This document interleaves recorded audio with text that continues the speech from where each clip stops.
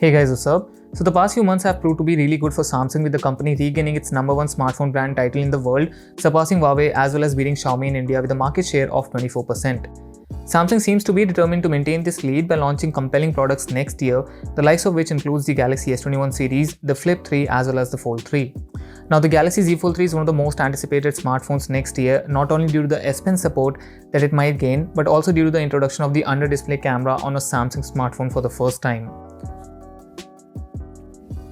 So the South Korean news outlet ET News is reporting that Samsung is preparing to adopt an under-display camera on the Z Fold 3, which is expected will be launched in the third quarter of 2021. Apparently, Samsung has decided to use the under-display camera on Fold 3 and has begun working on the development of necessary technologies. The under-display camera is nothing new. In fact, we have heard about it countless times, but the problem is that the photos clicked with a camera that's placed under the display are inferior to the ones clicked from a normal camera. Samsung plans to solve the issue with a special display design. It is reported that Samsung Electronics is designing a display that has wider pixel spacing in the area where under-display camera will be placed for the light to pass through, which would result in better photos. What this means is that the individual pixels on top of the camera sensor would be placed further apart from each other so that maximum light can reach the sensor, which would give you a sharp, blur-free selfie. Samsung is also working on a sophisticated image correcting algorithm so that you get the best image quality, though we will only get to know how it performs once it gets out. The display is said to be manufactured by Samsung Display, while the camera sensor would be made by Samsung LSI division.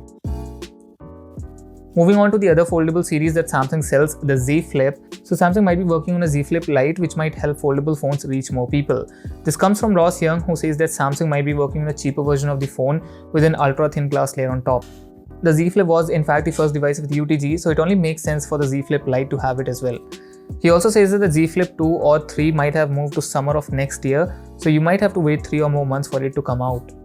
As for the upgrades, it will get a bigger curved display, but one that would be smaller than the Razr along with a spec bump. Last but not the least, IC News says that the screen of the S21 Ultra would break multiple records, and we kind of already know about one, right? The S21 Ultra's display would have a peak brightness of 1600 nits, which is 200 nits on top of the S20 Ultra, and a whole 400 nits brighter than the iPhone 12 Pro Max.